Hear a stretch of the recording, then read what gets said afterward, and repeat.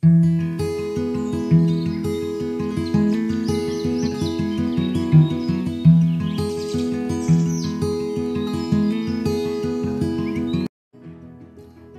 kapaglaom, maayong buntag kaninyong tanan.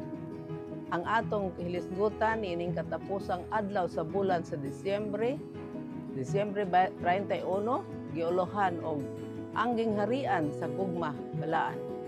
Ang atong teksto makita sa pinadayag 11:15. Ang gingharian sa kalibutan mahimong gingharian sa atong Ginoo ug sa iyang Kristo, ug siya magahari hangtod sa kahangturan.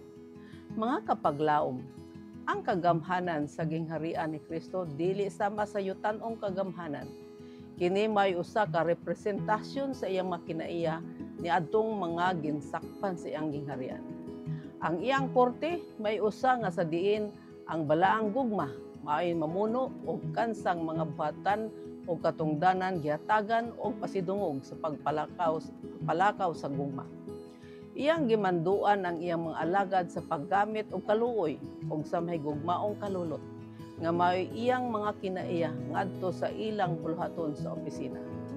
Ang gahom ni Kristo lamang ang makahimo sa usaban sa kasing-kasing ug hunahuna nga ang tanan masinati kung kinsa ang makigbahin uban kaniya sa bag-o nga kinabuhi sa gingharian sa Dios. Aron sa pag-alagad kaniya sa insakto, kinahanglan kita matao sa Dios ng Espiritu. Kini maoy magaputli sa kasing-kasing ug magabag-o sa huna-huna ug muhatag kanato sa bag-ong kapasidad alang sa paghibalo ug paghigugma sa Dios. Kini magahatag kanato og pag-uyon nga matinumanon sa tanan niyang gikinahanglan.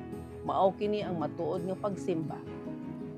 Sa Isaias 33:20 aman 24 nagaingon dito, tan-awa ang Sion, ang siyudad sa atong mga tinudlong fiesta. Ang imong mga mata makakita sa Jerusalem nga usa ka puloy-anan nga malinaw, usa ka balong-balong nga dili pagabalhinon. Ang mga lagdok niini dili gayud pagalokahon, ni bugtuon ang bisan usa sa iyang mga pisi niini. Apan didto si Jehova, magauban kanato sa pagkahalangdon, usa ka dapit sa halagpad nga suba o mga sapa. Kay si Jehova maong atong maghuhukom.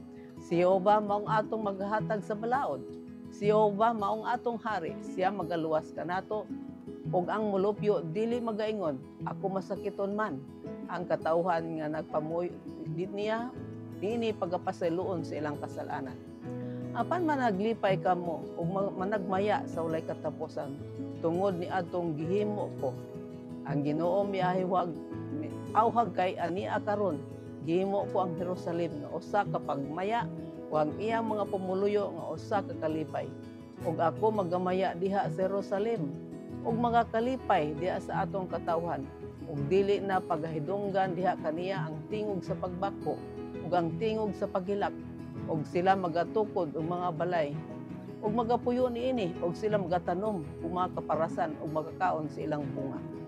Sila dili magatukod ug unya lain ang magapuyo. Sila dili magatanom ug unya lain ang magakaon. Kay ingon sa mga adlaw sa usa ka kahoy, mauman ang mga adlaw sa akong katawhan. Ug ang akong mga pinili magapahimulos pag-ayo sa buhat sa ilang makamot. Sila dili modaot ni malaglag sa bisan kinsa diha sa tibuok nakong bukid nga balaan. Nagaingon si Jehova. Isaiah 65:18-25. Kapag laom, ang gingharian sa Dios natukod sa gugma. Ug ang ginapairal sa iyang paggobyerno mao ang gugma ug may gugmaong kalulot. Dito sa syudad sa Dios, ang iyang mga katawhan magapuyo nga malinawon. Ang Dios mismo mao ang maghuhukom ug tighatag og balaod. Siya mao ang atong hari ug magaluwas kanato. Didto wala nay malaglag sa iyang balaang bukid ug sila managmaya ug managkalipay sa walay katapusan. Mag-ampo kita. Dios ug may gugmaon na mga man sa langit. Amo kang gipasalamatan sa imong gugma kanamo, kay ang imong gingharian pinatukod sa gugma. Hinaot pag Ginoo nga sa dihang ikaw mobalik pag-usab dinhi sa yuta, makauban kami ni anang imong puloy-an nga giandam sa imong katawhan. Tabangi kami Ginoo nga magmatinud-anon kanunay sa among pag-alagad kanimo. Ug hatagi kami kusog kabaskog nga among mabarugan mga pananlinlas sa among kaaway. Sa ngalan ni Jesus. Amen.